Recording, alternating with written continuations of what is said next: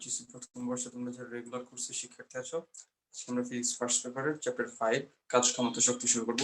এবং আজকে আমরা যেহেতু দুটো ক্লাস নেব, সো এই দুটো ক্লাস মাঝখানে 10 মিনিটস ব্রেক সহ আমরা এই দুই ক্লাসে আজকে চ্যাপ্টারটা সম্পূর্ণ কভার করার চেষ্টা করব। তো সবাই একটু মনোযোগ দিয়ে ক্লাসটা শুরু করি। ওকে, অধ্যায় 5 কাজ ক্ষমতা শক্তি। কাজ ক্ষমতা কাজ স্পেশালি কাজ বা শক্তি সম্পর্কে তোমরা আগেও জেনে এসেছো যে কাজের একক জুল বা কাজ ও শক্তি একই জিনিস, এগুলো তোমরা আগে দেখে এসেছো। তো এখন ইন্টার এসে এই টপিক গুলো একটু ডিপে আমরা পড়বো। ঠিক আছে, প্রথমে আমরা দেখি কাজ ও শক্তি। আচ্ছা, কাজ ও শক্তি কি? আমরা জানি কাজ ও শক্তি দুটো কিন্তু সিমিলার। সিমিলার কোন দিক থেকে? কাজের একক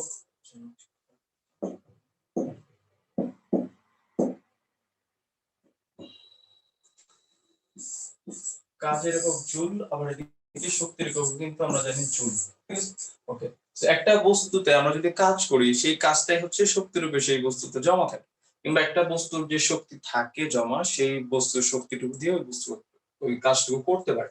আবার শক্তির নিত্যতার সূত্র থেকে আমরা জানি যে শক্তির ধ্বংস বা বিনাশ নেই, অর্থাৎ 10 জুল পরিমাণ শক্তি কিংবা 10 জুল পরিমাণ কাজ যদি করা হয়, সেটা অবশ্যই শক্তি রূপে জমা থাকবে, সেটা কখনোই ধ্বংস বা বিনাশ হবে না।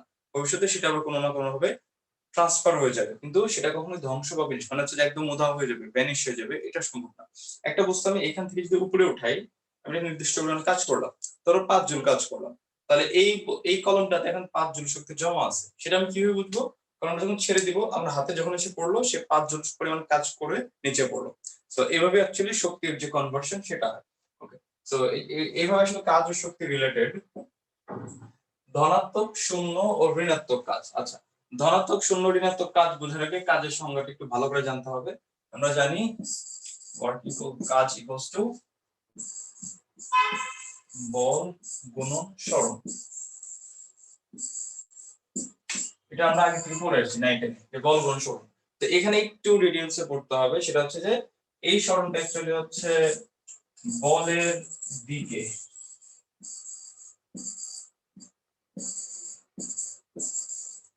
তো কাজ সমান সমান বল গুণন বলের দিকে সরণ। এই জিনিসটা মাথায় রাখতে হবে যে বলের দিকে সরণ। বলের দিকে সরণ বলতে আসলে কি বোঝানো হয়? এখানে ধনাত্মক, শূন্য, ঋণাত্মক কাজের কনসেপ্ট গুলো চলে আসবে। ধরো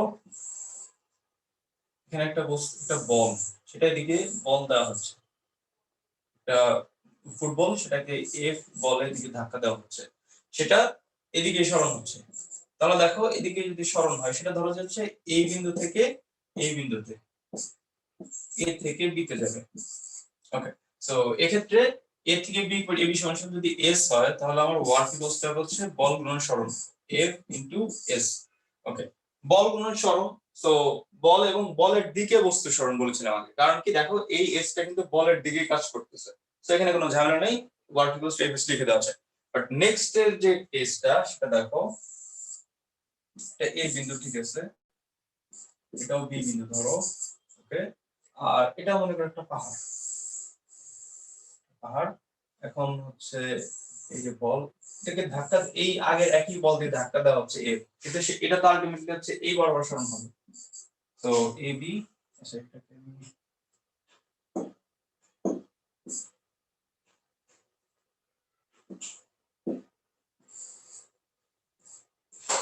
এখানে যথারীতি যে এবি সমান সমান এস, বস্তুটা এখান থেকে এ থেকে বি বিন্দুতে যাবে। কিন্তু দেখো এই যে এসটা, এই এসটা কিন্তু বলের দিক বরাবর কাজ করতেছে না, বলের দিক বরাবর হচ্ছে এটা, আর এস হচ্ছে এদিকে, মাঝখানে একটা অ্যাঙ্গেল আছে, আমরা ধরি অ্যাঙ্গেলের মান হচ্ছে থিটা। কিন্তু আমাদের তো বলের দিক বরাবর সরণ দরকার, কারণ কাজের সংজ্ঞা হচ্ছে কাজ সমান সমান বল গুণন বলের দিকে বস্তু সরণ। তো এই যে এই সরণটুকু, এই বি যে অংশটুকু, এইটুকুর এই দিককার মান কত, অর্থাৎ এইটুকুর যে ছায়া পড়বে এসির উপরে, সেই অংশটা কত সেটা নিতে হবে। তো তুমি যদি অক্ষ চিন্তা করো, তাহলে এটা যদি হয় এক্স অক্ষ, আর এটা যদি হয় ওয়াই অক্ষ, এক্স অক্ষ বরাবর, যেহেতু এফটা হচ্ছে এক্স অক্ষ বরাবর অর্থাৎ অনুভূমিক, কাজেই এ এবং বি এর যে দূরত্ব সেটা অনুভূমিক হিসেবে কত, অর্থাৎ এটার এই যে এই অক্ষে কত, তাহলে দেখো এ বিন্দুতে এখানে, আর বি থেকে একটা লম্বটা নিই, এই যে এসি, এই এসিটাই হবে হচ্ছে অ্যাকচুয়ালি বলের দিকে বস্তুর সরণ। তো এই এসি আমরা কিভাবে করব? এটা যদি ত্রিভুজ হয়, ত্রিভুজের ভূমি সমান সমান হচ্ছে ত্রিভুজ cos θ, yes cos θ। তো এখান থেকে দেখো অ্যাকচুয়ালি এখানে ওয়ার্ক সমান সমান হবে হচ্ছে f ইনটু s cos θ, কারণ বল গুণন বলের দিকে বস্তুর সরণ, এখানে এসি হচ্ছে বলের দিকে সরণ, ঠিক আছে। অ্যাকচুয়াল সরণ কিন্তু এবি, কিন্তু এবি আমরা নিব না, কেন? আমরা কাজ বের করতে বল গুণন বলের দিকে বস্তুর সরণ চাই, সো এসি হচ্ছে বলের দিকে সরণ। আচ্ছা, সো এইভাবে ব্যাখ্যা করে বলা যায়। আরেকটা কাজ করা যায় যে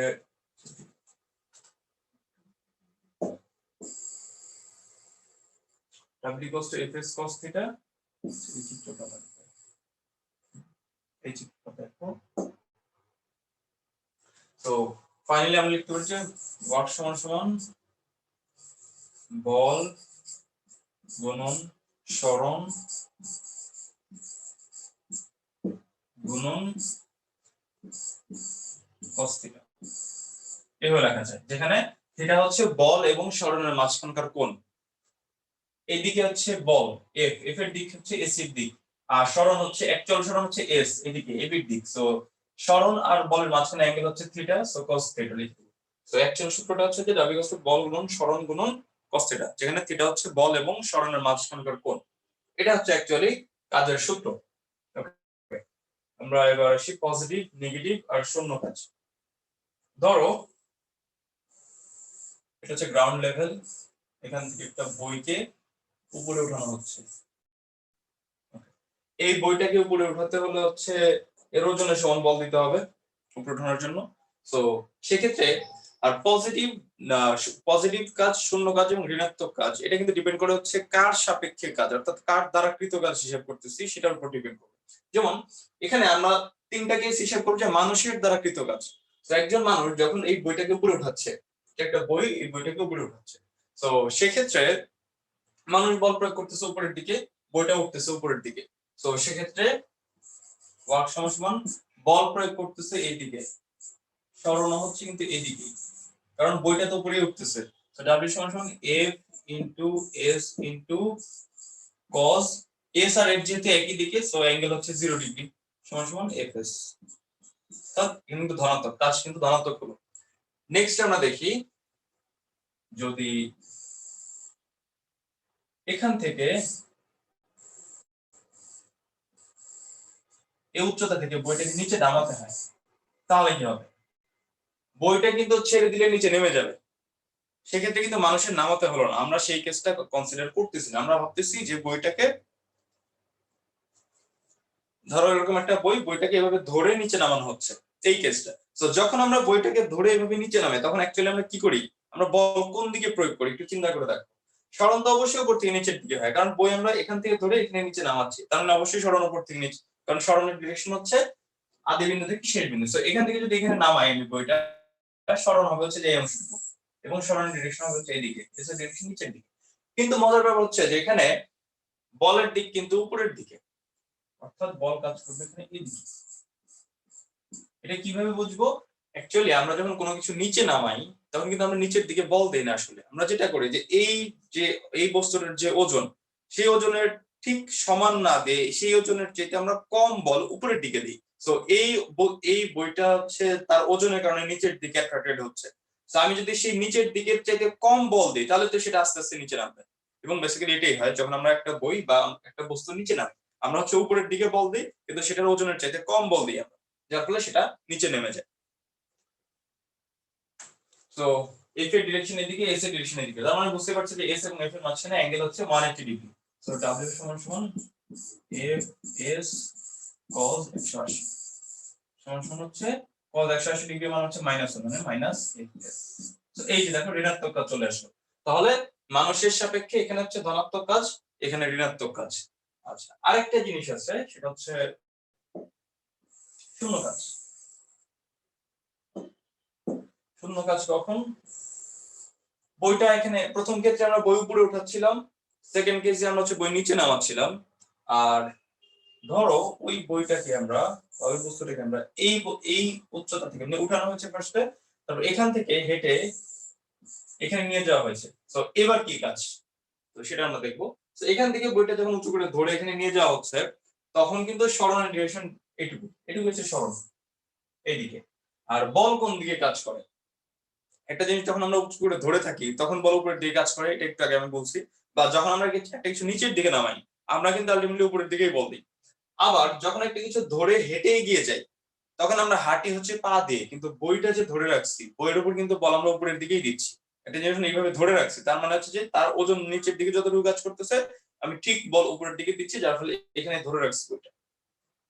ধরো এই ক্যালকুলেটর, এই ক্যালকুলেটর ওজনের ঠিক সমান বল আমি উপরের দিকে দিচ্ছি, সো এটা নিচে পড়ে যাচ্ছে না, এখানে এটা এখানে দাঁড়ায় আছে। তার মানে কি, যখন একটা জিনিস আমি ধরে রাখছি তখন কিন্তু বল দিচ্ছি উপরের দিকে, একটা জিনিস যখন নিচে নামাচ্ছি তখনও বল উপরের দিকে দিচ্ছি, আবার এটা ধরে যখন উপরে উঠাচ্ছি তখনও উপরের দিকে দিচ্ছি, কিন্তু পরিমাণটা ভিন্ন। অর্থাৎ এই বস্তুর যে ওজন তার চেয়ে যদি বেশি বল আমি উপরের দিকে দিই তখন বস্তুটা উপরে উঠতেছে, আবার এই বস্তুর যে ওজন তার ঠিক সমান বল যদি আমি উপরের দিকে দিই এটা এখানে দাঁড়িয়ে আছে। আবার এই বস্তুর ওজনের চেয়ে যদি একটু কম বল আমি উপরের দিকে দিই তাহলে সেটা নিচের দিকে নেমে যাবে। তো তিনটা ক্ষেত্রে কিন্তু বল উপরের দিকে দেওয়া হলো। তো এখানে যথারীতি তাহলে বল উপরের দিকে, কিন্তু সরান্ত দিকে, কারণ আমরা বইটা এখান থেকে নিয়ে যাচ্ছি। তো এক্ষেত্রে W সমান দেখো F S cos 90, আমরা জানি cos 90 মান 0, তো এখানে কাজটা হচ্ছে 0, এখানে মানুষের দ্বারা কৃত কাজ 0। তো তাহলে তিনটা ক্ষেত্রে ঋণাত্মক কাজ এবং মানুষের দ্বারা শূন্য কাজ। এইবার এই তিনটাকে আমরা মানুষের সাপেক্ষে না দেখে আমরা অন্য সাপেক্ষে অর্থাৎ গ্র্যাভিটির সাপেক্ষে দেখি, ঠিক আছে, ফোর্স অফ গ্র্যাভিটি মানে বা গ্র্যাভিটেশনাল ফোর্সের সাপেক্ষে। তখন দেখো এখানে কিন্তু গ্র্যাভিটেশনাল ফোর্স হচ্ছে নিচের দিকে অ্যাপ্লাই হচ্ছে, গ্র্যাভিটেশনাল ফোর্স মানে হচ্ছে ওজন, ওজন কিন্তু এখানে নিচের দিকে অ্যাপ্লাই হচ্ছে। তো পৃথিবীর দ্বারা কৃত কাজ যদি এখানে হিসাব করতে চাই তাহলে পৃথিবীর যে প্রযুক্ত বল ওজন সেটা নিচের দিকে, তো এখানে ওজন নিচের দিকে, এস উপরের দিকে, তার মানে এখানে হচ্ছে ঋণাত্মক কাজ, কারণ নিচের দিকে বল উপরের দিকে সরণ, অ্যাঙ্গেল হবে 180, এটা হবে ঋণাত্মক কাজ। আবার এটাই আসে, এটার ক্ষেত্রে পৃথিবী নিচের দিকে টান দিচ্ছে, পৃথিবীর অ্যাট্রাকশন ফোর্স সবসময় নিচের দিকে কাজ করে, মানে ওজন তো সবসময় নিচের দিকে কাজ করে, সেখানে ওজন নিচের দিকে কাজ করতেছে, বস্তুটাও নিচেই নামতেছে, সরণ তো নিচের দিকে। তো এখানে দেখো বল এবং সরণের দিক হচ্ছে একই হবে, অর্থাৎ এখানে অ্যাঙ্গেল হবে 0, Fs cos 0, অর্থাৎ এখানে ধনাত্মক কাজ হবে। আর এটার ক্ষেত্রে আবার, এটার ক্ষেত্রে পৃথিবী নিচের দিকে বল দিচ্ছে আর এটা এদিকে যাচ্ছে, এখানে কিন্তু পৃথিবীর বল এবং সরণের মাঝখানে অ্যাঙ্গেল 90, তো এখানে পৃথিবীর দ্বারা মানে পৃথিবীর দ্বারা কৃত কাজ এখানে শূন্যই হবে। তো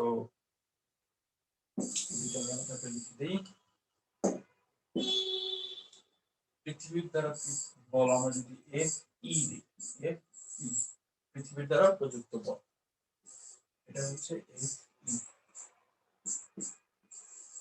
ওকে, সো এটা হচ্ছে পৃথিবীর দ্বারা কৃত কাজ, এই ক্ষেত্রে হচ্ছে নেগেটিভ, এই ক্ষেত্রে পজিটিভ, আর নিচের ক্ষেত্রে শূন্য। ওকে, এই হচ্ছে শূন্য, ধনাত্মক এবং ঋণাত্মক কাজের রাশিমালা, ওকে, বা ক্ষেত্র। এখন তোমাদের এটা তো সাধারণত অবজেক্টিভ বা সাবজেক্টিভে খ নাম্বারের প্রশ্ন আসে, আশা করি অ্যানসার করতে পারবো। এরপর আসলে ধ্রুব বল দ্বারা কৃত কাজ। অ্যাকচুয়ালি আমরা তখন যেটা দেখছি সবই ছিল ধ্রুব বল দ্বারা কৃত কাজ, অর্থাৎ যখন ডাব্লিউ cos সরাসরি আমরা Fs cos থিটা লিখতে পারি, অর্থাৎ একটা কোন একটা ক্ষেত্রে যদি কনস্ট্যান্ট একটা বল অর্থাৎ 20 নিউটন কিংবা 25 নিউটন, 25 নিউটন বল 30 সেকেন্ড জুড়ে অ্যাপ্লাই হচ্ছে বা 50 সেকেন্ড জুড়ে অ্যাপ্লাই হচ্ছে, বলের মানটা 25 নিউটন যেটা সেটা ফিক্সড থাকতেছে পুরো সময়টা জুড়ে, এই ধরনের বলকে বলা হচ্ছে ধ্রুব বল। সো ধ্রুব বল দ্বারা কৃত কাজের ক্ষেত্রে সরাসরি আমরা Fs cos থিটা লিখে দিই, f এর যে মান সেটা এখানে বসিয়ে দিই, কিংবা f এর মান সরাসরি না দেওয়া থাকলে f = ma রাখা যায়, ma * s cos theta, ma s cos theta লেখা যায়। ওকে, সো এটা হচ্ছে ধ্রুব বল দ্বারা কৃত কাজের রাশিমালা, এটা খুব সহজ। এরপরে আসি আমরা ঘূর্ণনের ক্ষেত্রে কৃত কাজ। আচ্ছা, ঘূর্ণনের ক্ষেত্রে কৃত কাজের পরিবর্তনশীল বলটা দেখে আসি। পরিবর্তনশীল বল দ্বারা কৃত কাজ, পরিবর্তনশীল বল দ্বারা কৃত কাজ বলতে যে বলের মানটা যদি এবার এর আগে আমরা দেখছিলাম কি যে নির্দিষ্ট একটা সময় জুড়ে ধরো 30 সেকেন্ড, 30 সেকেন্ড জুড়ে 10 নিউটন বল 10 নিউটনই অ্যাপ্লাই হচ্ছিল পুরো 30 সেকেন্ড জুড়ে, কিন্তু যখন পরিবর্তনশীল করে দিব তখন সময়ের সাথে সাথে বলটাও চেঞ্জ হবে, অর্থাৎ ধরো প্রথম 5 সেকেন্ড 10 নিউটন, সেকেন্ড 10 সেকেন্ড হচ্ছে ধরো 5 নিউটন, থার্ড 10 সেকেন্ড হয়তো বা 3 নিউটন, এভাবে চেঞ্জ হবে। তো একমাত্রিক ক্ষেত্রে প্রথমে আমরা দেখি যে একমাত্রিক ক্ষেত্রে পরিবর্তনশীল বল দ্বারা কৃত কাজ। এখানে হয়তো ধরো এইদিকে যদি আমি f বসাই, এদিকে যদি x বসাই, x এর সাপেক্ষে f টা অর্থাৎ আস্তে আস্তে বাড়তেছে। ওকে, সো এখন এই বিন্দু থেকে, অর্থাৎ এই বিন্দু থেকে যদি আমি লম্বটা নিই আর এই বিন্দু থেকে যদি আমি লম্বটা নিই, এটা ধরো এ, এটা হচ্ছে বি, তাহলে বলটা কিন্তু ফিক্সড নেই, বলের মানটা এখানে ছিল হচ্ছে যে এটা, আর এখানে এসে হয়ে গেল হচ্ছে এটা, এবং পুরো রাস্তা ধরে চেঞ্জ হলো আস্তে আস্তে। ক্ষেত্রে এ থেকে বি তে যে কৃত কাজ সেটা কিভাবে বের করবো? তো সেটা বের করার জন্য আমাদের ক্যালকুলাসের হেল্প নিতে হবে। এখানে এক্সাক্ট কিছু করার উপায় নেই, আমরা ক্যালকুলাসের হেল্প নেব। ক্যালকুলাস মনে আছে যে আমরা চ্যাপ্টার 2 ভেক্টর চ্যাপ্টারে আমরা ইন্টিগ্রেশন পড়েছিলাম। ইন্টিগ্রেশনে আমরা কি করতাম? ইন্টিগ্রেশনে এই অংশটাকে ছোট ছোট অংশে ভাগ করতাম, খুব ছোট ছোট অংশে ভাগ করতাম।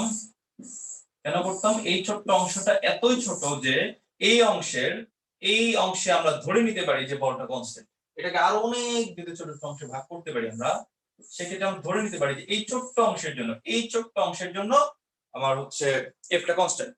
তো ওই ছোট্ট অংশের জন্য যে কনস্ট্যান্ট এফ, সেটাকে আমরা প্রথম এই যে এখানকার যে পুরুত্ব, প্রত্যেকটা ভাগের পুরুত্বকে যদি আমরা ধরি ধরো ডিএক্স, একটা ভাগের পুরুত্বকে যদি আমরা ডিএক্স ধরি, সো ডিএক্স অংশের জন্য যে বল, সেই বলটাকে আমরা ধরি হচ্ছে F1। ওকে, আবার নেক্সট ভাগের জন্য হবে কি F2 ইনটু dx। তারপরের অংশের জন্য কি মানে হচ্ছে আমি বলগুলো স্মরণ করতেছি বেসিক্যালি। তো তারপরে ভাগের জন্য হবে কি F3 ইনটু dx। এইভাবে আস্তে আস্তে আসবে, যতগুলো ভাগ ততগুলো হবে হচ্ছে n সংখ্যক যদি ভাগ করি, লাস্ট হবে কি f n n dx। ওকে, তো এখানে দেখো যে f টা কিন্তু x এর একটা ফাংশন, অর্থাৎ x এর পরিবর্তনের সাথে সাথে f টা পরিবর্তিত হচ্ছে, কিংবা f হচ্ছে x এর উপর নির্ভরশীল। তো এখানে আমরা যেটা করব, আমরা ইন্টিগ্রেশন অফ f, f হচ্ছে ফাংশন অফ x, এই জন্য আমরা সেভাবে লিখব ইনটু dx। আর এই বিন্দুতে x এর মান আমরা ধরলাম হচ্ছে xa, আর এই বিন্দুতে x এর মান ধরলাম হচ্ছে xb। তো ইন্টিগ্রেশনের লিমিট বসাতে হয় xa থেকে xb পর্যন্ত। ইন্টিগ্রেশনের লিমিট হচ্ছে এখানে লোয়ার লিমিট, যেখান থেকে আমি ইন্টিগ্রেশন শুরু করব সেটা এখানে, যেখানে গিয়ে শেষ করব সেটা হচ্ছে উপরে দিতে হয়। তো এটাই হচ্ছে আমার কৃতকাজ 1। এই a থেকে b পর্যন্ত যেতে কৃতকাজ কত, সেটা হচ্ছে রাশিমালাটা এরকম। তো তোমাদের ফিজিক্সের সেটা খুব বেশি রাশিমালা নাই, যেটা আছে সেটা হচ্ছে ম্যাথে আছে। তো ম্যাথে যখন তোমরা ক্যালকুলাস করবে তখন এটা আরো ডিটেইলসে জানবে। এরপর আসে হচ্ছে দ্বিমাত্রিক ক্ষেত্র। দ্বিমাত্রিক ক্ষেত্রটা হচ্ছে আমরা সাধারণত হচ্ছে আর ভেক্টর দিয়ে ডিনোট করি।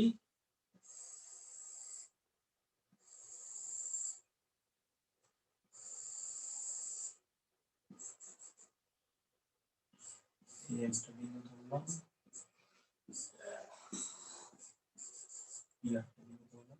তো এই বিন্দুতে যদি আমি ডিরেকশন চাই, একটা স্পর্শক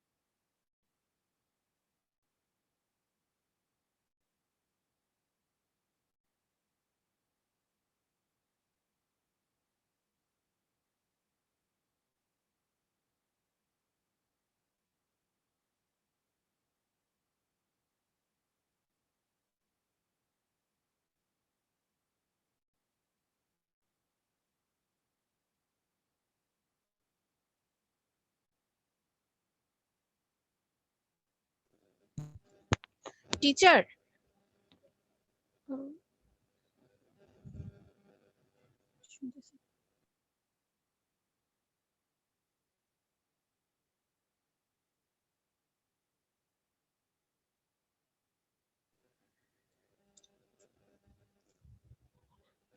টিচার আপনার ভয়েস শোনা যাচ্ছে না।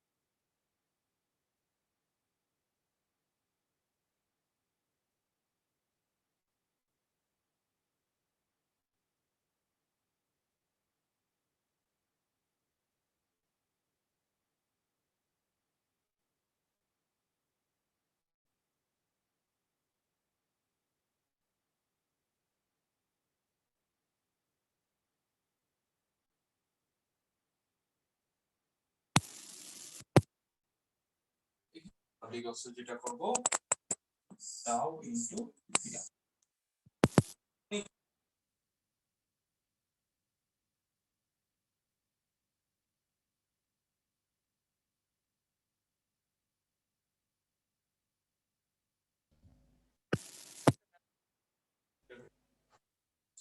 চ্যাপ্টার 4 আসলে পড়তে হবে এটা ডিটেইলস জানার জন্য। ওকে, পরিবর্তনশীল বল দ্বারা কৃত কাজ শেষ। দেন হচ্ছে স্থিতিস্থাপক বল। এবার হচ্ছে স্থিতিস্থাপক বল দ্বারা কৃত কাজ। তো এটাকে বুঝতে হবে যে স্থিতিস্থাপক বল জিনিসটা কি। স্থিতিস্থাপক বল হচ্ছে যে যখন একটা কিছুতে আমরা বল প্রয়োগ করি এবং সেটা বল প্রয়োগ করার পর জিনিসটা আবার আগের অবস্থায় ফিরে আসে। সো যেমন ধরো একটা স্প্রিং, এটা স্প্রিং এ আমরা বল প্রয়োগ করি, সেটাকে বড় করলাম, বড় করার এতটুকু একটা স্প্রিং, সেটাকে টান দিয়ে এতটুকু বড় করলাম, বড় করার পর যদি ছেড়ে দেই সেটা কিন্তু আবার আগের অবস্থায় ফিরে আসে। তো এই যে আগের অবস্থায় ফিরে আসার জন্য যে বলটা তার ভিতরে কাজ করে সেই বলটাকে আমরা বলি স্থিতিস্থাপক বল।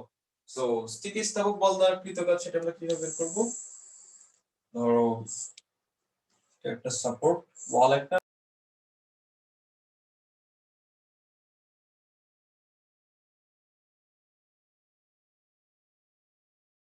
আগে স্লাইড ছিল। ঠিক আছে, আচ্ছা এর আগে কতটুকু কিছু সাউন্ড মনে হয় শোনা যায়নি, কতটুকু থেকে শোনা যায়নি কেউ একজন একটু বললে ভালো হয়, তাহলে আমি আবার রিপিট করবো। তোমরা কতটুকু থেকে শুনতে পাওনি কেউ একজন বলো। এই পেজের প্রথম থেকেই, থেকে এই স্লাইডের প্রথম থেকেই শোনা যায়নি। এই স্লাইড শোনা গেছে? জি না। এটা ভাইয়া এটা শুনতে পাইছি।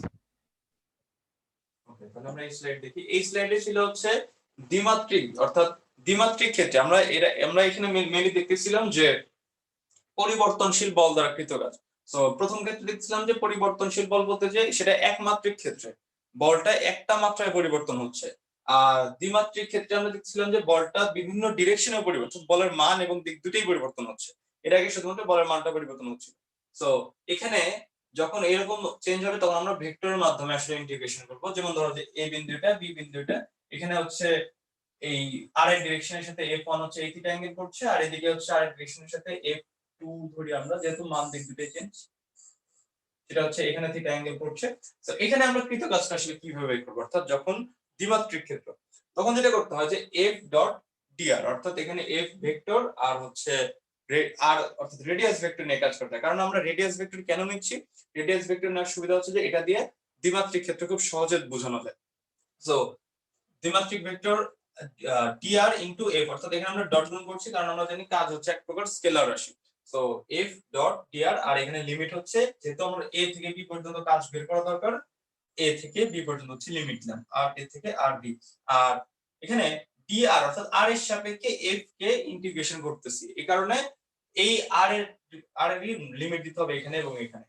f এর মান কিন্তু এখানে লিমিট দেওয়া যাবে না, ঠিক আছে, যার সাপেক্ষে ইন্টিগ্রেশন করতে হয় তার লিমিট হচ্ছে বসাতে, এটুকু, এখানে আর খুব একটা ডিটেইলস লাগবে না। নেক্সট স্লাইডে যাই আমরা, স্থিতিস্থাপক বল দিয়ে কৃত কাজ। ওকে, স্থিতিস্থাপক বল কি সেটা একটু বলে নেই। স্থিতিস্থাপক বল হচ্ছে যে যখন আমরা কোন একটা বস্তুর উপর বল প্রয়োগ করি, করার পর সেটাকে ছেড়ে দিলে সেটা যদি আগের অবস্থায় ফিরে যায়, যেমন একটা স্প্রিং কে আমরা টেনে এতটুকু বড় করলাম, করার পর ছেড়ে দিলাম, সেটা যদি আবার ছোট এতটুকু হয়ে যায়, তো এই যে ছোট হয়ে গেল, যে বলের মাধ্যমে সে হয়ে গেল, সেই বলটাকে বলা হয় স্থিতিস্থাপক বল। অর্থাৎ যে বলের মাধ্যমে একটা বস্তু, মানে একটা বস্তুর উপর বল প্রয়োগ করার পর যে বলের মাধ্যমে সেই বস্তু আবার নিজের জায়গায় ফিরে আসে, সেই বলটাকে বলা হয় স্থিতিস্থাপক বল। আর এই বল দ্বারা কৃত কাজ কি সেটা আমরা দেখব। তো একটা স্প্রিং আমরা ধরি প্রাথমিক অবস্থায় এরকম আছে, তো সেটাকে আমরা টান দিয়ে বড় করলাম,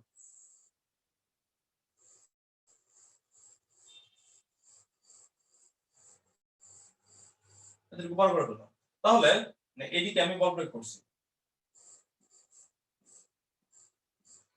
বল প্রয়োগ করছি, তাহলে হচ্ছে এতটুকু হচ্ছে তার সরণ হচ্ছে, মুক্ত প্রান্তের সরণ হচ্ছে এটুকু x।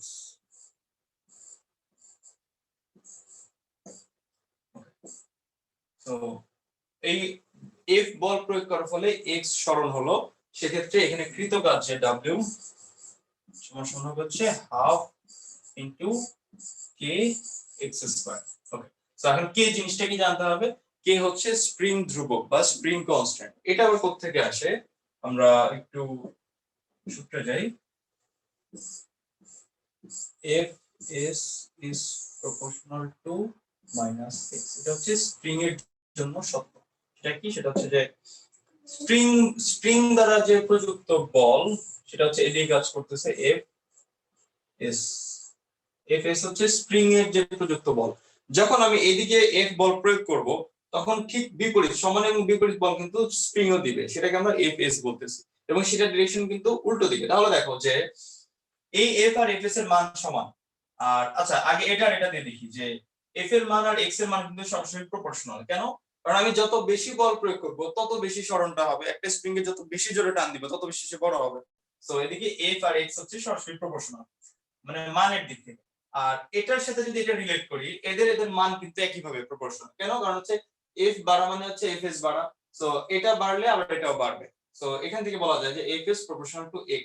আর ডিরেকশনের ব্যাপারে এই X এর ডিরেকশন হচ্ছে আদি বিন্দু থেকে শেষ বিন্দু, এটা হচ্ছে আদি বিন্দু আর এটা হচ্ছে শেষ বিন্দু, মানে এই বরাবর এদিকে এটা হচ্ছে শেষ বিন্দু। তাহলে সরণের দিক কিন্তু এদিকে। আচ্ছা, আর F s এর ডিরেকশন এদিকে। সো F s আর S এর মধ্যে কিন্তু ডিরেকশনটা অপোজিট দিকে, অর্থাৎ স্প্রিং যে বল দেয় সেটা হচ্ছে যে সরণের বিপরীত দিকে। এজন্য স্প্রিং দ্বারা যে প্রযুক্ত বল সেটা সরণের সমানুপাতিক কিন্তু নেগেটিভের সমানুপাতিক। কেন? কারণ স্প্রিং এর যে বল সেটা সরণের উল্টো দিকে, সরণ কাজ করছে ডান দিকে, স্প্রিং বল দিচ্ছে বাম দিকে। সো এখান থেকে লেখা যায় যে F is proportional to -x। Okay, so F is proportional to -x। আর যদি আমরা সরাসরি F লিখি যে F is proportional to x, আমরা মাইনাস চিহ্নটা আনতে চাচ্ছি না। সো মানুষের যে প্রযুক্ত বল F s আর F তো সমান, সো আমরা এটা নিয়ে কাজ করি। F proportional to x। ওকে, এখানে একটা ইকুয়াল করার জন্য একটা কনস্ট্যান্ট লাগবে, সেই কনস্ট্যান্টটা হচ্ছে F equals to k into x। এই k টাকে বলা হয় স্প্রিং ধ্রুবক বা স্প্রিং কনস্ট্যান্ট। তো এই কে টার সংজ্ঞা মাঝে মাঝে তোমাদের সৃজনশীলে ক কিংবা খ তে আসে যে স্প্রিং ধ্রুবক বলতে কি বোঝায়। তো এটার সংজ্ঞা যদি দিতে চাই, x টাকে 1 করে দিই, তাহলে f সমান সমান লেখা যাবে হচ্ছে k, x equals to 1 হলে ওকে, x equals to 1 হলে f সমান সমান লেখা যায় k। এখান থেকে k এর সংজ্ঞা দেওয়া যায় যে যখন যে বল প্রয়োগ করার কারণে স্প্রিং এর মুক্ত প্রান্তের x equals to 1 অর্থাৎ একক সরণ হবে, যে বল প্রয়োগের ফলে স্প্রিং এর মুক্ত প্রান্তে একক সরণ হবে সেই বলটাকে আমরা বলবো কে, অর্থাৎ স্প্রিং কনস্ট্যান্ট। সো আমরা আবার আগে থেকে ফিরে আসি, তাহলে এই হচ্ছে সেই কে এর মানটা। ওকে, সো ওয়ার্ক সমান সমান এই ক্ষেত্রে ওয়ার্ক ডান সমান সমান half into k into x square, যেখানে এক্স হচ্ছে কতটুকু সরণ হলো সেটা। ওকে, অ্যাকচুয়ালি সূত্রটা হচ্ছে যে এক্স স্কয়ার বলতে half into k into x 2 square minus x 1 square. Actually সূত্রটা কিন্তু এরকম, অর্থাৎ এই পজিশনটাকে বলা হয় হচ্ছে x1, এই পজিশনটাকে বলা হয় হচ্ছে x2। সো অ্যাকচুয়ালি সূত্রটা x2 square minus x1 square. Okay, so সাধারণত সূত্রটা এরকম হয়ে যায় কেন? কারণ হচ্ছে যে x1 কে 0 ধরে, অর্থাৎ এটি হচ্ছে সাম্য অবস্থা, অর্থাৎ স্প্রিংটা সাধারণ অবস্থায় যতটুকু আছে সেটা সেই পজিশনটাকে 0 ধরা হয়। সো x1 0 ধরলে যে x2 স্কয়ার মাইনাস 0 মানে হচ্ছে যে x স্কয়ার হয়ে যায়। ঠিক আছে, সো কিন্তু ম্যাথটা এই সূত্র দিয়ে সরাসরি করলে ভুল হবে কখন? যখন স্প্রিংটা ধরো এই পজিশন থেকে টেনে, স্প্রিংটাকে এই পজিশন থেকে টেনে আরো বড় করি, এই পজিশন, এটা হচ্ছে x3। এইবার যদি হিসাব করতে চাও যে এইখানে x2 থেকে x3 তে নিতে কৃত কাজ, সেক্ষেত্রে কিন্তু সমস্যা আছে। কি সমস্যা? যেমন ধরো x1 হচ্ছে 0, x2 হচ্ছে 4 আর x3 হচ্ছে 6 মনে করো। সো এখন দেখো এইভাবে x স্কয়ার মানে হচ্ছে যে এখানে প্রথম ক্ষেত্রে x এর মান হচ্ছে 4, মানে 4 0 4। So half k into 4 square মানে 16। কিন্তু পরের বার দেখো এখানে x এর মান সরাসরি যদি এইভাবে করো যে 4 6 4 সমান সমান 2। সো কৃতের কাজ সমান সমান w equals to half into k into 2 square. এই কাজ যদি করো তাহলে কিন্তু ভুল হবে, এই কাজ করা যায় না। কারণ সূত্রটা কিন্তু অ্যাকচুয়ালি দুইটা স্কয়ারের পার্থক্য। সেখানে যেটা করতে হবে এটা না করে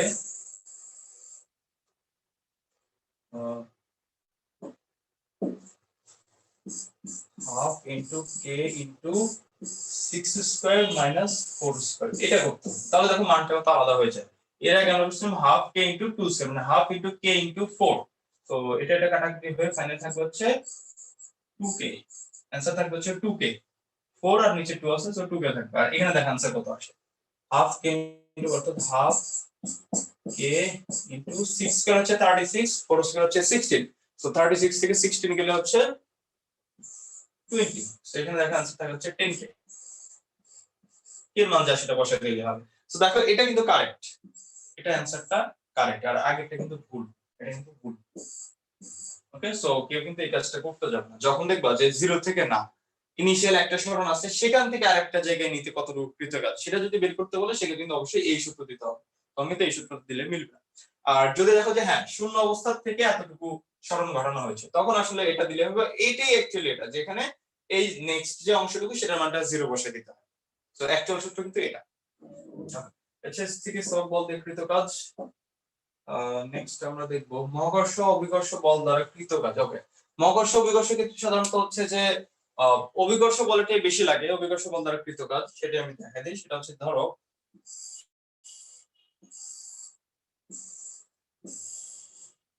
h উচ্চতার একটা দাও বিল্ডিং, ঠিক আছে, এই উচ্চতাটা হচ্ছে h। সো m ভরের একটা বস্তু, এর ভর হচ্ছে m। m ভরের একটা বস্তু এখানে উঠাতে কৃত কাজ। এটা হচ্ছে মহাকর্ষ বল অভিকর্ষ বলের বিরুদ্ধে কৃত কাজ, কারণ অভিকর্ষ বল হচ্ছে নিচে দিয়ে কাজ করে। সো কৃত কাজ হচ্ছে এইখান থেকে এই বস্তুটা এখানে উঠাতে যে কাজটা করা হবে সেই কাজটা কিন্তু এই বস্তুর ভিতরে জমা থাকবে কি হিসেবে, স্থিতি শক্তি বা বিভব শক্তি আকারে জমা থাকবে। সো সেটাকে আমরা লিখেছি ইপি। ইপি সমান সমান এম ইনটু জি ইনটু এইচ। এই বস্তুর ভর হচ্ছে এম, জি হচ্ছে আমরা জানি 9.8। আচ্ছা, আর এইচ হচ্ছে যতটুকু উচ্চতায় উঠানো হলো সেটা। ওকে, আর এখানে যখন বস্তুটা অবস্থান করছে তখন কিন্তু তার ভিতরে এই ইপি সমান শক্তি জমা থাকবে। শক্তিটা কিন্তু কোথাও হারিয়ে যাবে না বা নষ্ট হবে না। আমরা জানি শক্তির ধ্বংস বা বিনাশ নেই। তো এই শক্তিটা এখানেই জমা থাকবে, এই বস্তুর ভিতরেই জমা থাকবে। তো এই বস্তুতে যে অ্যাকচুয়ালি শক্তি আছে সেটা আমরা কিভাবে বুঝবো? সেটা বোঝার উপায় হচ্ছে যে এই বস্তুটা এখান থেকে যদি ছেড়ে দেওয়া হয় সেটা আবার এখানে এই জায়গাটাতে পড়বে। তো এই জায়গাটা যে পড়লো এটা হচ্ছে অভিকর্ষ বল দ্বারা কৃত কাজ, অর্থাৎ অভিকর্ষ বল দ্বারা কৃত কাজ হলো বলেই সে এখান থেকে এখানে পড়লো। ঠিক আছে, এইদিকে বল প্রয়োগ করলো, এই দিক বরাবর বল কাজ করছে আর সরণ হচ্ছে যে এইটুকু এইচ। ওকে, সেখানে হচ্ছে যে ঠিক mg সমানই সে কাজ করতে পারবে। ঠিক আছে, সো mg সমান সমান কাজ করতে পারবে, সেই কাজটা হয়তো এখানে এসে যখন পড়বে পরপর একটা সাউন্ড হবে, এই যে শব্দ উৎপন্ন হলো সেই শব্দটা কোথা থেকে আসলো, ওই mg টা খরচ করে হবে। কিংবা এখানে এসে ধরো যে যদি একটা পাথর এখানে আসে পাথরের মধ্যে পড়ে সেক্ষেত্রে আলো স্পার্ক উৎপন্ন হতে পারে, সেই স্পার্কটাও কিন্তু ওই mg। স্পার্কটা হচ্ছে আলোক শক্তি, স্পার্কের মধ্যে আলো থাকবে তাপ থাকবে। সো আলো আর তাপ তো দুটি শক্তি, শক্তির তো ধ্বংস সৃষ্টি বা ধ্বংস নাই। সো এই যে আলো আর তাপ সৃষ্টি হবে সেটা কিন্তু বেসিক্যালি এই এনজিএসটাকে খরচ করেই হবে। ঠিক আছে, সো এই হচ্ছে কৃত কাজ গেল বিকর্ষের। নেক্সট হচ্ছে শক্তির পরিমাপ, একক, মাত্রা, প্রকারভেদ। আচ্ছা, শক্তির পরিমাপের ক্ষেত্রে হচ্ছে আমরা শক্তি কিসে মাপি? শক্তি মাপি হচ্ছে জুলে। জুলে কিভাবে মাপি? যেমন ধরো 20 জুল কাজ। 20 জুল কাজকে কয়েকভাবে ডিফাইন করা যায়। কেন? আমরা জানি যে W সমান সমান F ইনটু S। ওকে, গুণফল 20 হলেই হবে। কিভাবে 20 হলো সেটা কিন্তু ম্যাটার না। যেমন ধরো এখানে আমি 2 ইনটু 10 করতে পারি, অর্থাৎ 2 নিউটন বল দিয়ে 10 মিটার সরণ, এক্ষেত্রে आंसर হবে 20। আবার 10 নিউটন বল দিয়ে 2 মিটার সরণ, কাজের মানটা একই হবে। আবার যদি করি যে 4 ইনটু 5, 4 নিউটন বল দিলাম 5 মিটার সরণ হলো, কৃত কাজ 20। 5 ইনটু 4, 5 নিউটন বল 4 মিটার সরণ। কিংবা 1 ইনটু 20, 1 নিউটন বল 20 মিটার সরণ। কিংবা 20 ইনটু 1, 20 নিউটন বল 1 মিটার সরণ। এই সবগুলা ক্ষেত্রে কিন্তু কৃত কাজের মান হবে 20 জুল। এই সবগুলোর ক্ষেত্রে কৃত কাজ হবে 20 জুল। এটা তোমাদের ভালো করে খেয়াল রাখতে হবে, এটা সৃজনশীল এইভাবে আসে।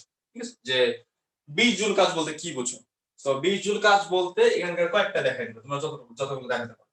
ঠিক আছে, সাধারণত এত বড় দিবে না, 10 জুল। 10 জুল হিসেবে দেখা যাচ্ছে যে 1 ইনটু 10 কিংবা 10 ইনটু 1, 2 ইনটু 5 কিংবা 5 ইনটু 2, প্রত্যেক ক্ষেত্রে কিন্তু কাজের মান হবে 10 জন, ঠিক আছে? অর্থাৎ এইভাবে জিনিসটা দেখা দিল যে গুণফল 20 বা 10 হলেই হবে।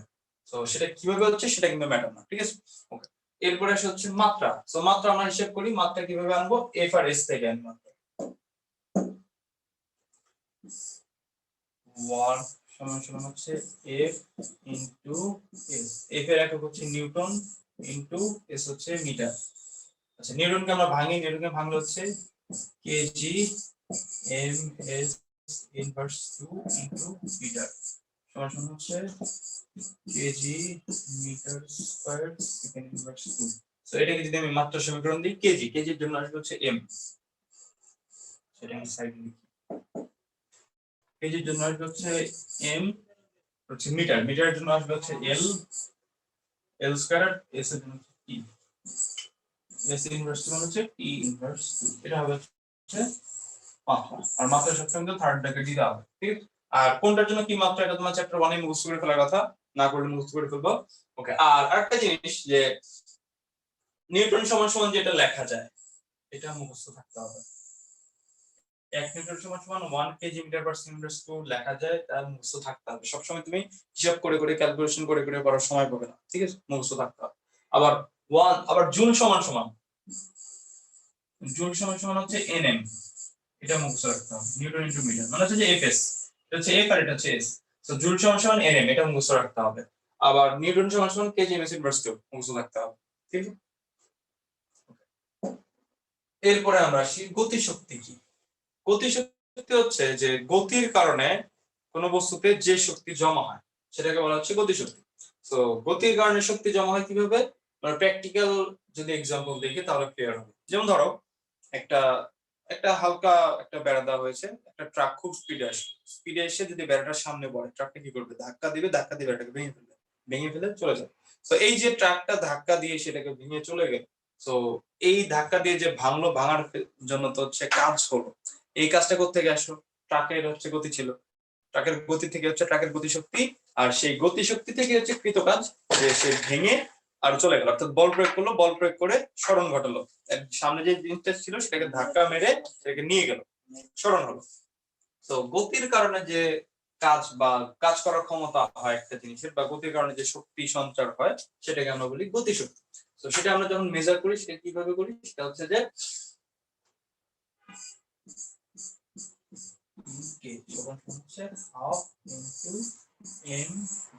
অনেকে এটা জানো অলরেডি, 19 উপরে আসছে যে কে সমান সমান হাফ এম ভি স্কয়ার। ওকে, এখান থেকে একটা জিনিস জানতে হবে যে কাজ শক্তি উপপাদ্য।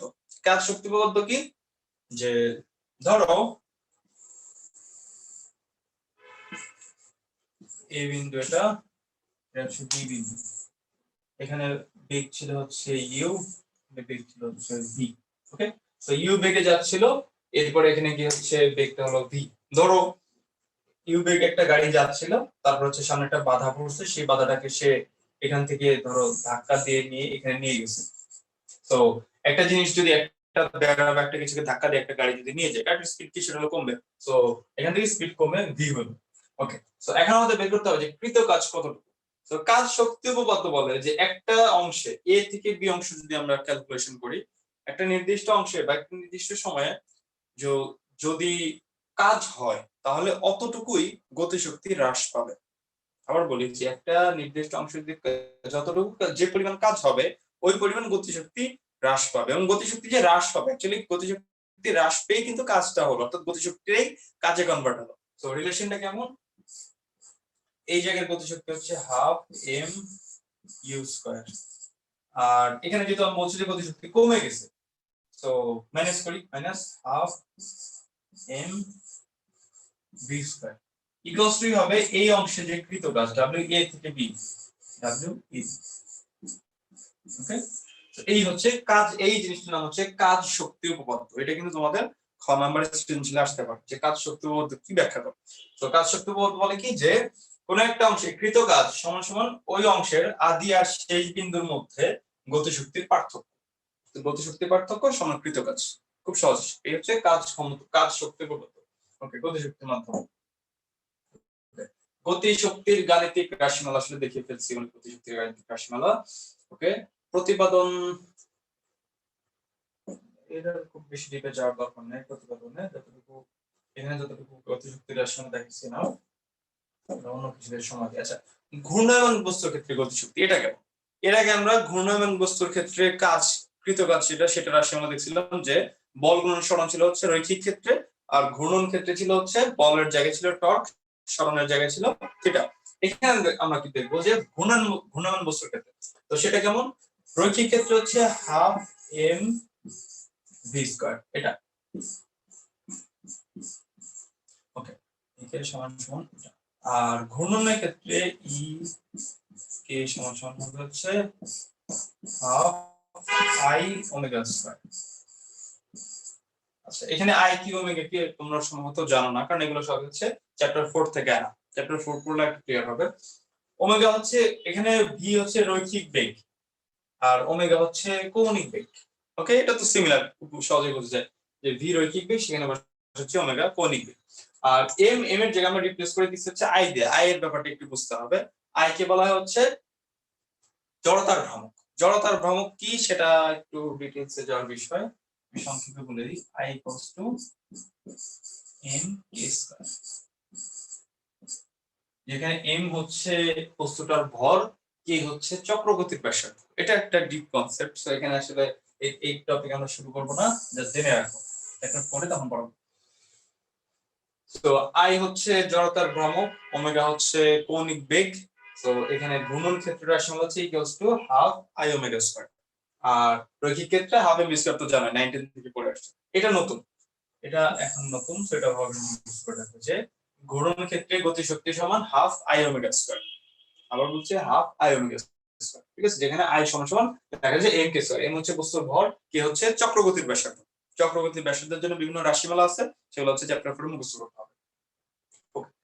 আর এরপর আমরা যাই চলন ঘূর্ণন বস্তুর গতিশক্তি। এইবার টপিকটা ইন্টারেস্টিং।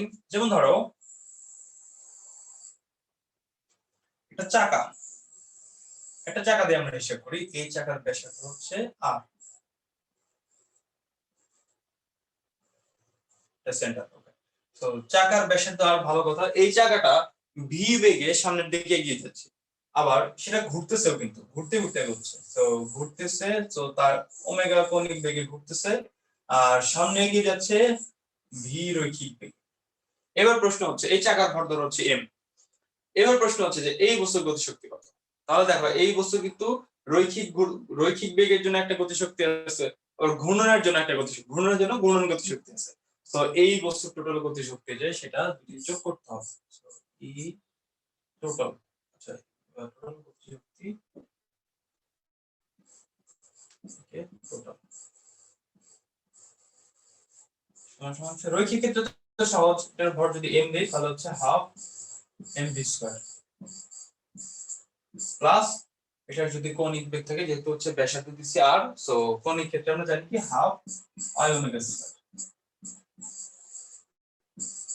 সেটা কিন্তু যোগ হবে। আর এই বস্তুটা দেখবো না ঘুরে যেরকম আছে ফ্ল্যাট এভাবে এগিয়ে যাচ্ছে, সেক্ষেত্রে ঘূর্ণনটা থাকবে না, শুধুমাত্র ভিটা থাকবে। সেই ভিটা হচ্ছে এই অংশটুকু থাকবে গতিশক্তি, ঠিক আছে? তো যেহেতু এটা ঘুরতে ঘুরতে এগিয়ে যাচ্ছে, যেমন গাড়ির চাকা ঘুরতে ঘুরতে এগিয়ে যায়, তো এক্ষেত্রে হিসাব করার সময় ঘূর্ণন গতিশক্তি প্লাস রৈখিক গতিশক্তি দুটো রাশি কিন্তু হিসাব করতে হবে।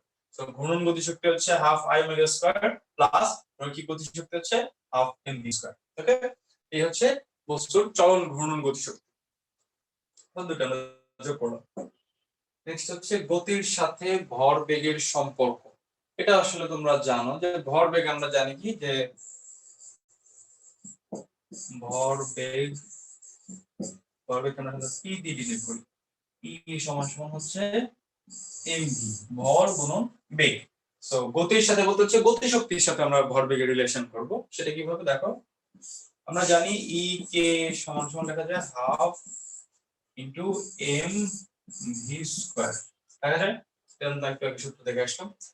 এরপর আমরা যেটা করব, half into M R V দুটোতে স্কয়ার দিব, অর্থাৎ উপরে একটা এম দিয়ে গুণ করে দেব। তাহলে উপরে হচ্ছে এম ভি হোল স্কয়ার, আর নিচে একটা এম আসবে, কারণ উপরে নিচে এম দিয়ে গুণ করে দিচ্ছি। তারপর উপরে হচ্ছে এম স্কয়ার ভি স্কয়ার, আর নিচে হচ্ছে এম, ঠিক আছে? উপরে নিচে এম দিয়ে গুণ করে দিচ্ছি।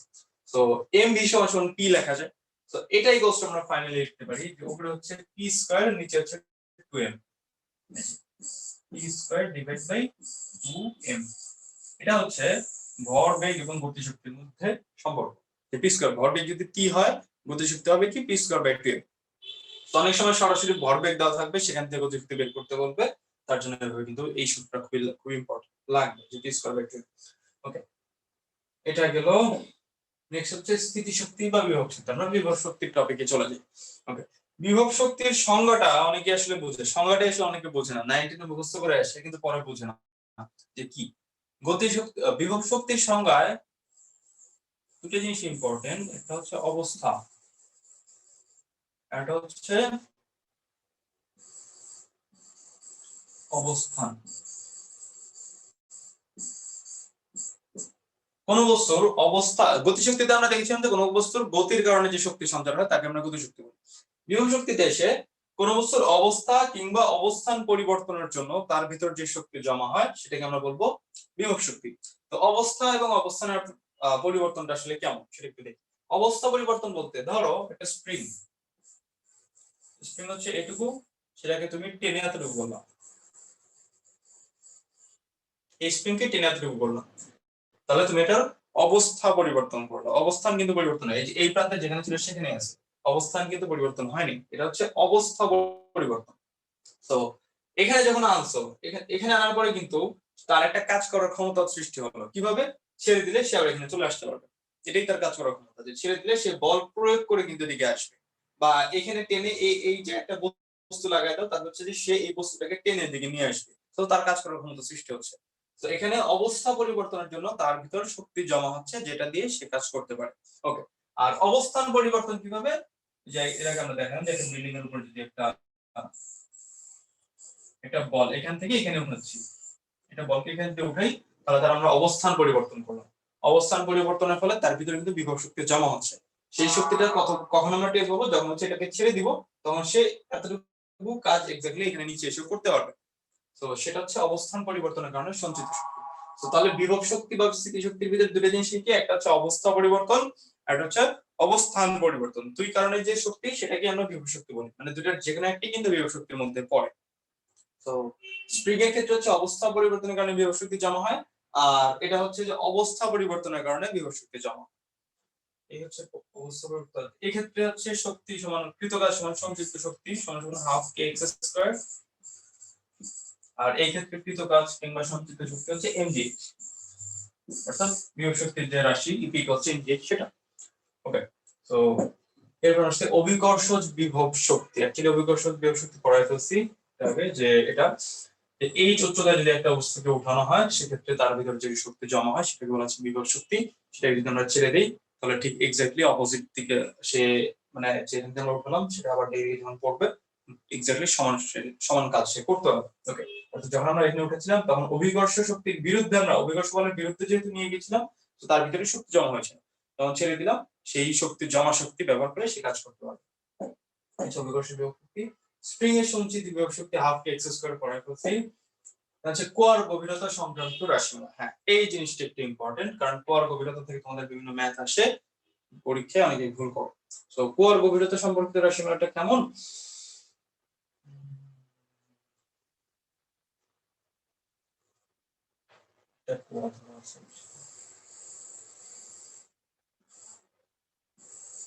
কোয়ার গভীরতা ধরো দেওয়া আছে ইঞ্চ। এখন বলবো যে কুয়াটা পুরোপুরি খালি করতে হবে। পুরো কুয়া খালি করতে কৃত কাজ কত? পুরো কুয়াতে যে পানি ধরে সেটাকে আমরা ধরলাম এম, সেটা ভর ধরলাম এম। তাহলে পুরো কুয়ার পানি যদি উপরে উঠাতে চাই তাহলে তো পুরো কুয়া খালি হবে। তো তার জন্য কৃত কাজ সমান সমান ডাব্লিউ সমান সমান যথারীতি হচ্ছে এমজিএইচ করতে হবে।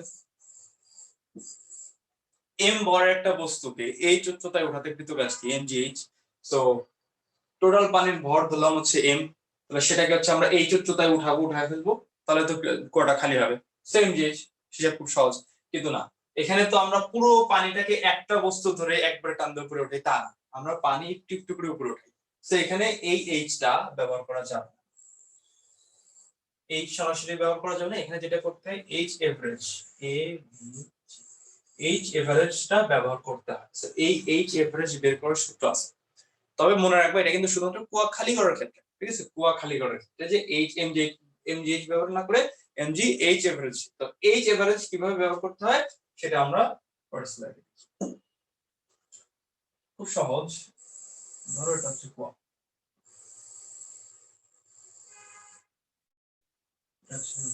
এটা হচ্ছে মাটি গ্রাউন্ড লেভেল, আর এটা হচ্ছে কোয়ার গভীরতা দিয়ে দিল। ধরো যে কোয়ার গভীরতা হচ্ছে এইচ, এটি হচ্ছে এইচ। ওকে, তো বললো যে অর্ধেক কোয়া বা পুরো কোয়া খালি করবা, তখন আসলে ক্যালকুলেশন বা এইচ এভারেজটা কিভাবে বের করবা? তার জন্য মাটির যে লেভেল গ্রাউন্ড লেভেল সেটাকে ধরবা 0, ওকে, সেটাকে ধরবা 0, আর সবার নিচের লেভেল সেটাকে ধরবা হচ্ছে এইচ, ওকে। আচ্ছা, এরপর যেটা করতে হবে, এরপর এইচ এভারেজ, এইচ এভারেজ সমান সমান হচ্ছে top plus bottom divide by 2। আচ্ছা, টপ মানে উপর, বটম মানে নিচ। সো টপ বলতে পানির টপ আর বটম, পানির উপরের লেভেল। আর আচ্ছা আমি এটা বাংলা লিখি,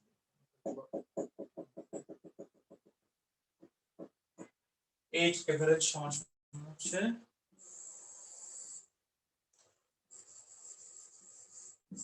পানির উপরের লেভেল প্লাস নিচের লেভেল।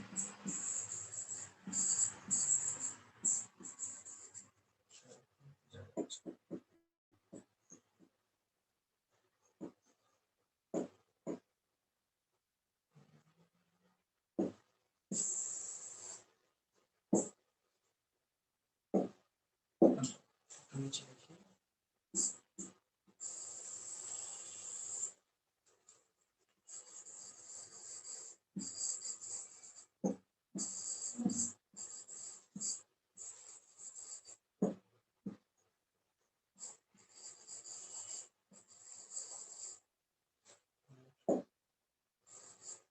উপরের লেভেল প্লাস নিচের লেভেল।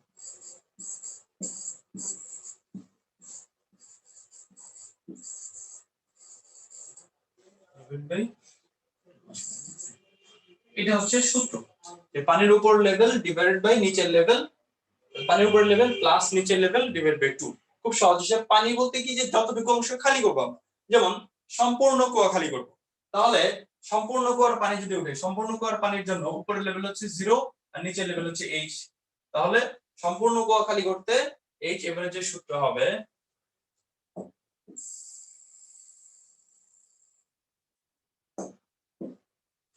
তখন এইচ এভারেজ সমান সমান হবে হচ্ছে এইচ প্লাস 0 ডিভাইড বাই 2 সমান সমান হচ্ছে এইচ বাই 2। ওকে, আবার যখন আমরা অর্ধেক কুয়া খালি করতে বলবে তখন আমরা কি করব? এরকম আছে, এটা 0, এটা হচ্ছে এইচ, আর অর্ধেক কুয়া মানে হচ্ছে যে এখানে এখানে হচ্ছে এইচ বাই 2 হবে। তো পানি কিন্তু আসলে আমরা এইটুকু, এই পানিটুকু আমি উঠাবো, ঠিক আছে? অর্ধেক কুয়া বলতে তো সাধারণত হচ্ছে যে পানির নিচেই থাকে, কুয়ার উপরে খালি এইটুকু পড়তে থাকে। তো এখন দেখো এই পানিটুকু আমার উঠায় ফেলতে হবে। তো এই পানির জন্য উপরের লেভেল হচ্ছে এইচ বাই 2 আর নিচের লেভেল হচ্ছে এইচ। তো এখানে এইচ এভারেজের সূত্র কি হবে? এইচ এভারেজের সূত্র হবে হচ্ছে উপরের লেভেল প্লাস নিচের লেভেল। উপরের লেভেল হচ্ছে এইচ বাই 2, নিচের লেভেল হচ্ছে এইচ ডিভাইডেড বাই 2। এটা হচ্ছে এইচ এভারেজের সূত্র। এইচ এর মান যদি ধরো যে 10 মিটার দেয়, 10টা এখানে বসিয়ে দিতে হবে। সো কুয়া খালি করতে আবার মনে রাখবা যে কুয়া খালি করতে কিন্তু এমজিএইচ যে করবা, এমজিএইচ কিন্তু এইচ এভারেজ বসাতে হবে। এইচ এভারেজ কিভাবে বের করব না, কিভাবে বের করব? যার সব সময় গ্রাউন্ড লেভেলটাকে 0 ধরবো আর সবার নিচের লেভেলটাকে হচ্ছে এইচ। ধরো কুয়ার গভীরতা 20 মিটার, তার মানে এইচ এর মান 20, এখানে হবে 20, এখানে হবে 10, এখানে হবে 0। তারপর হচ্ছে এই সূত্র অনুযায়ী করব, এইচ এভারেজের সূত্র অনুযায়ী করে এমজিএইচ ইকুয়ালস টু এমজিএইচ বসানোর সময় এইচ এর জায়গায় এইচ এভারেজ বসাতে হবে, ঠিক আছে? এই হচ্ছে কোয়ার ম্যাথ করার সময়। আমরা নেক্সট সেশনে বাকিটুকু কন্টিনিউ করি। তোমরা কত হচ্ছে 10 মিনিটের ব্রেক, 10 মিনিট পরে আমরা নেক্সট সেশন কন্টিনিউ করি।